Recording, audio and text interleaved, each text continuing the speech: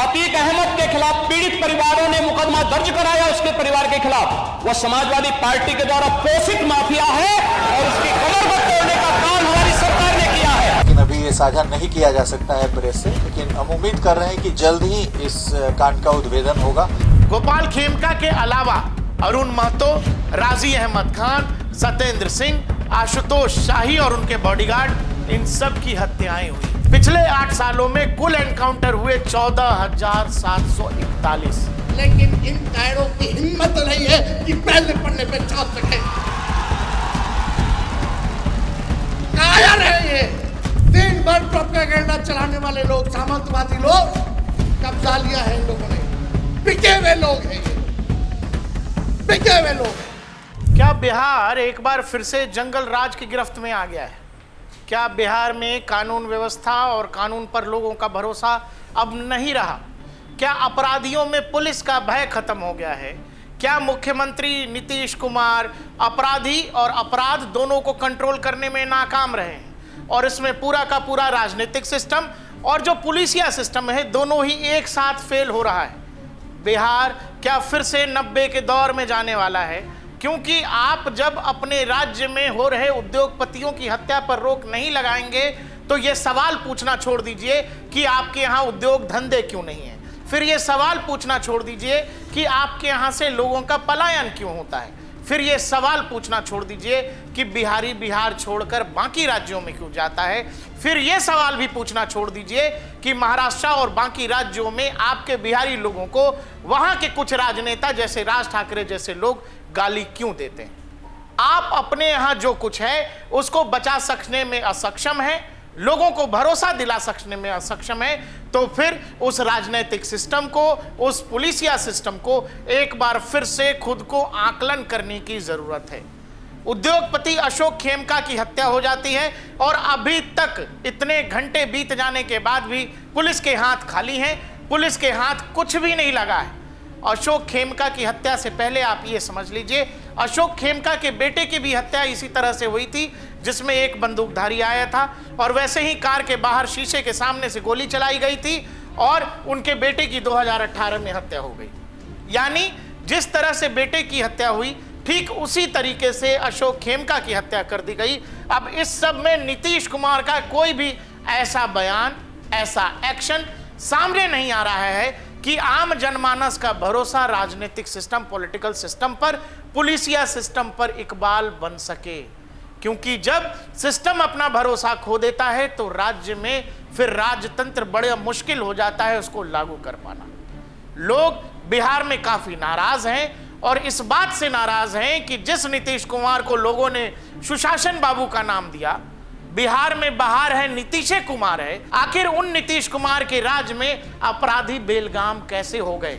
आखिर उनकी रोकथाम क्यों नहीं हो रही है? आखिर कानून व्यवस्था और पुलिस को लेकर अपराधियों में खौफ क्यों नहीं है?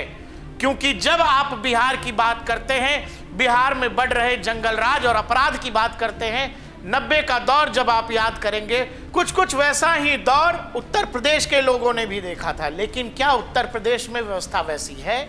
क्या उत्तर प्रदेश के लोगों के अंदर पुलिसिया व्यवस्था में यकीन नहीं है? क्या उत्तर प्रदेश के लोगों को अपने पॉलिटिकल सिस्टम पर यकीन नहीं है? आप जब योगी आदित्यनाथ की बात करते हैं तो फिर सवाल घूम फिर कर वहीं आ जाता है कि क्या बिहार या बिहार जैसे किसी भी राज्य में जहां पुलिसिया तंत्र अपना भरोसा खो रहा है, जहां राजनेता अपना भरोसा खो रहे हैं और जहां अपराधी और अपराध मिलकर वो सब कर रहे हैं जो वो करना चाहते हैं, तो वहां जरूरत हो जाती है योगी आदित्यनाथ मॉडल की।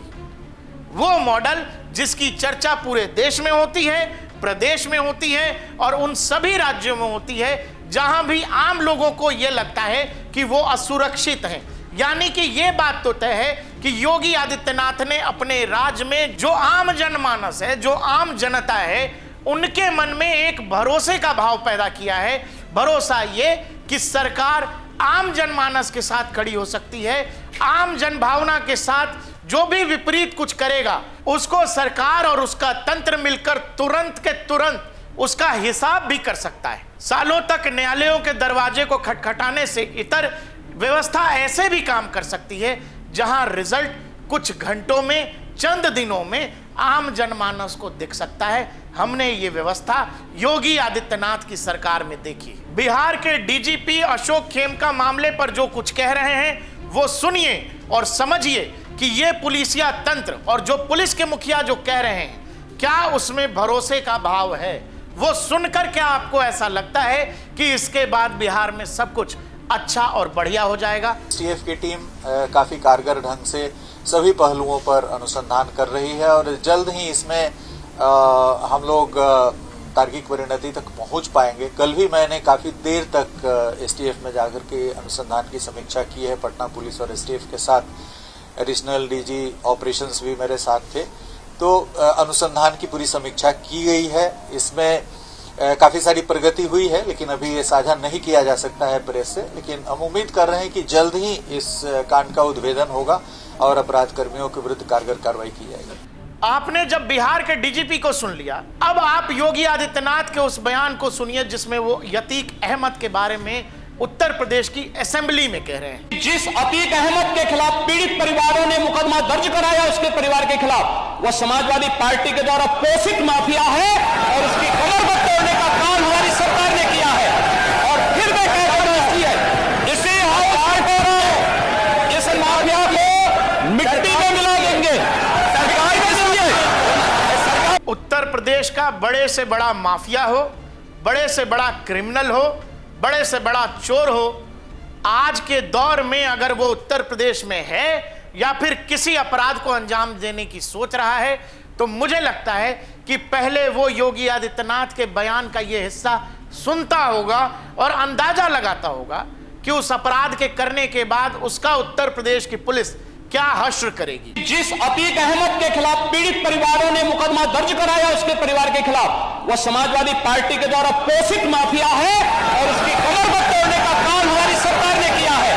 और फिर मैं कहता हूं इसे हम काट रहे हैं, इस माफिया को मिट्टी में मिला देंगे, सरकार के जरिए। आपने जो बिहार के डीजीपी को सुना, आपको यह लगा होगा कि इसमें दो तीन चीजें हैं। ये कि पुलिस खाना पूर्ति जैसा कुछ कर रही है, पुलिस का वो भरोसा, पुलिस या हनक जो होती है वो अपराधियों को डरा नहीं रहा है, घबराने को मजबूर नहीं कर रहा है। और यही कारण है कि बिहार में कोई अपराधी सोच लेता है कि वो बड़ी आसानी से किसी उद्योगपति की हत्या कर सकता है। बिहार में पिछले कुछ सालों में गोपाल खेमका के अलावा अरुण महतो, राजी अहमद खान, सत्येंद्र सिंह, आशुतोष शाही और उनके बॉडीगार्ड, इन सब की हत्याएं हुई हैं। पुलिस वहां अब भी है, डीजीपी समय समय पर बदलते रहते हैं। बिहार में एक ही चीज फिक्स है, वो है नीतीश कुमार। लेकिन सच ये है कि नीतीश कुमार के वो पहले कार्यकाल को हटा दें। बिहार में कानून व्यवस्था बिल्कुल लचर रही है और नीतीश कुमार की तरफ से बहुत बड़ा कोई डिसाइसिव एक्शन, कोई बड़ा एक्शन प्लान या तो वहां की पुलिस को फ्री हैंड जैसी व्यवस्था नहीं दी गई जो उत्तर प्रदेश में योगी प्रशासन ने अपनी पुलिस को दे रखा है। पिछले कुछ सालों में बिहार के अंदर बढ़ते अपराध और वहां हो रहे हत्याओं के आंकड़ों पर जब गौर करें तो 2022 में बिहार के अंदर 2930 हत्या के मामले दर्ज हुए, 2023 में 2844 मामले दर्ज हुए।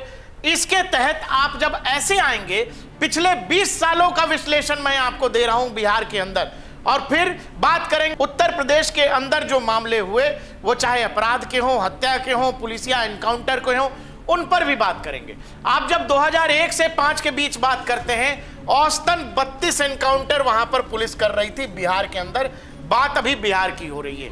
2015 से 2020 के बीच जब आएंगे तो वार्षिक एनकाउंटर 5 प्रति वर्ष हुआ और जिनमें अपराधी औसतन मारे जा रहे थे वो 6। कुल मिलाकर इस पूरे 5 साल में 30 मुठभेड़ हुए, जिसमें 35 से 40 हत्या की घटनाएं हुई थी। 2021 से 25 के हालिया घटनाओं की बात करें तो 2025 में 3 एनकाउंटर हुए हैं जिसमें 4 अपराधी मारे गए। दिसंबर 2024 में आकाश यादव, अजय राय जो 10+ मामलों में वांटेड थे, उनको बिहार एसटीएफ ने मार गिराया। मार्च 2019 में वैशाली जिले में एसटीएफ ने एक गैंग के 3 अपराधियों को मुठभेड़ में ढेर किया था। अप्रैल 2020 में मुजफ्फरपुर और सहरसा में 2 अपराधी मारे गए। ये हमने आपको बिहार का आंकड़ा दिया है। अब जब आप 2017 से 2025 उत्तर प्रदेश की बात करेंगे, योगी आदित्यनाथ के सरकार की बात करेंगे, तो उत्तर प्रदेश की सरकार में पिछले 8 सालों में कुल एनकाउंटर हुए 14,741। आप इस बात से यह समझ सकते हैं कि उत्तर प्रदेश के अंदर जो योगी प्रशासन है, जो यहाँ का पुलिसिया तंत्र है, वो अपराध को लेकर जो बार बार कहा जाता है जीरो टॉलरेंस।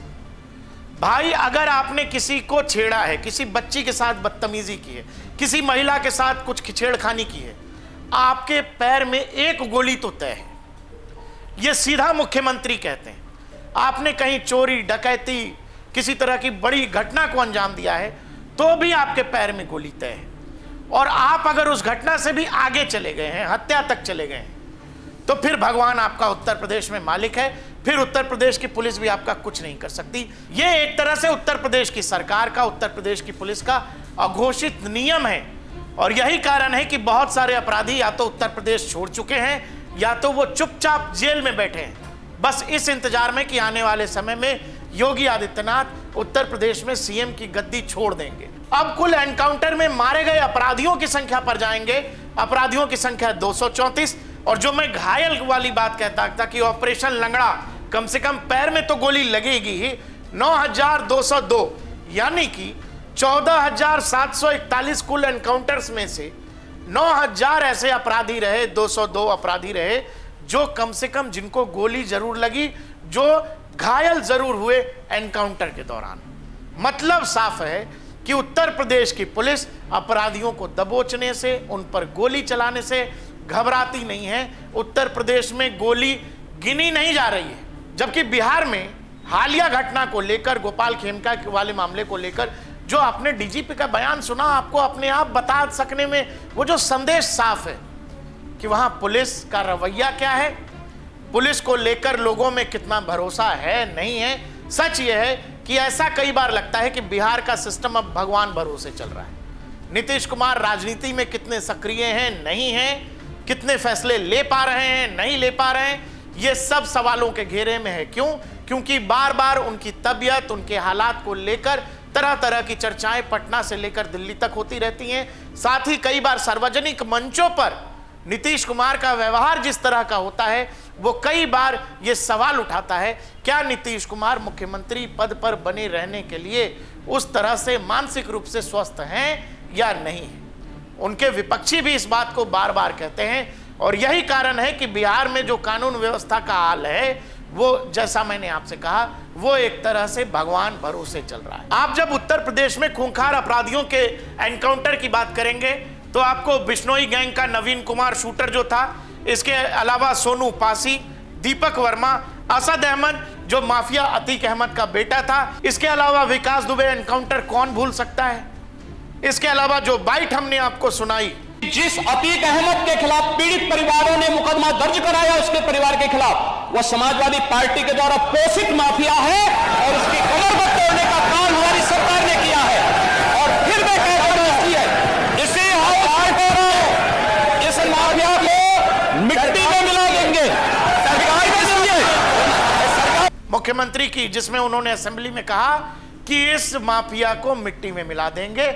उसके कुछ ही दिन बाद अतीक अहमद और उसके भाई अशरफ का क्या हाल हुआ, ये दुनिया जानती है। बहुत बड़े तुर्रम थे अपने जमाने के मुख्तार अंसारी, लेकिन मुख्तार अंसारी में उत्तर प्रदेश की पुलिस, योगी आदित्यनाथ के प्रशासन का वो खौफ था कि मुख्तार अंसारी पंजाब की जेल से उत्तर प्रदेश आने को तैयार नहीं था।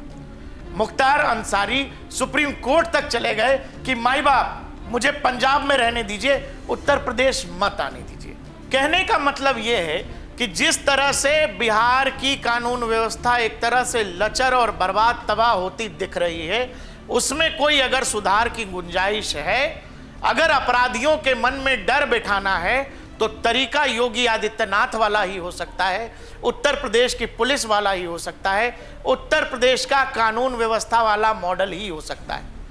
उत्तर प्रदेश से लेकर देश के बाकी हिस्सों में योगी आदित्यनाथ बेहद लोकप्रिय हैं। लोग इनके भविष्य की कामना दिल्ली तक आने को लेकर करते हैं, तो बस इसीलिए क्योंकि उत्तर प्रदेश जैसे राज्य में योगी आदित्यनाथ ने लॉ एंड ऑर्डर पर जो काम करके दिखाया है, उसका उदाहरण लोग आमतौर पर आपसी बातचीत से लेकर अलग अलग स्तरों पर देते हैं। और यही कारण है कि बिहार में लचर हो रही कानून व्यवस्था, सरेआम उद्योगपति को खत्म कर देना, ये सब बिहार में तभी रुकेगा जब वहां के अपराधियों में उस बात का खौफ होगा, राज्य के प्रशासन, राज्य की सरकार का खौफ होगा। नहीं तो नीतीश कुमार के स्टाइल में जिस तरह से प्रशासन चल रहा है, तो फिर तेजस्वी यादव कोई बुरा नहीं कह रहे हैं, क्योंकि तेजस्वी यादव का कहना है कि ये जंगल राज नहीं, ये महाजंगल राज है। लेकिन इन कायरों की हिम्मत नहीं है कि पहले पन्ने पे छाप सके। कायर है ये, और ऐसे अखबार हैं, हम इनको कुछ दिनों का समय देते हैं। हम अपने समर्थकों से कहेंगे कि ऐसे ऐसे अखबारों को अगर नहीं सुधरोगे तो आपका बॉयकॉट करेगा, कोई गांव में अखबार नहीं जाएगा, ना कोई पढ़ेगा। साथ दीजिएगा आप लोग, जो देश को बर्बाद कर रहे। सबसे बड़ी भूमिका मीडिया की है। दिन भर प्रोपेगेंडा चलाने वाले लोग, सामंतवादी लोग, कब्जा लिया है इन लोगों ने। बिके हुए लोग हैं ये लोग, बिके हुए लोग हैं। एक आज का अखबार लाओ, आज का अखबार लाओ, सारा अखबार लाओ, हम आपको देखता है कि कितना % विपक्ष को स्पेस मिला और कितना बीजेपी या जदयू के लोगों को ये लोग स्पेस देते हैं। चुनौती है, कल का अखबार लाओ, परसों का अखबार लाओ।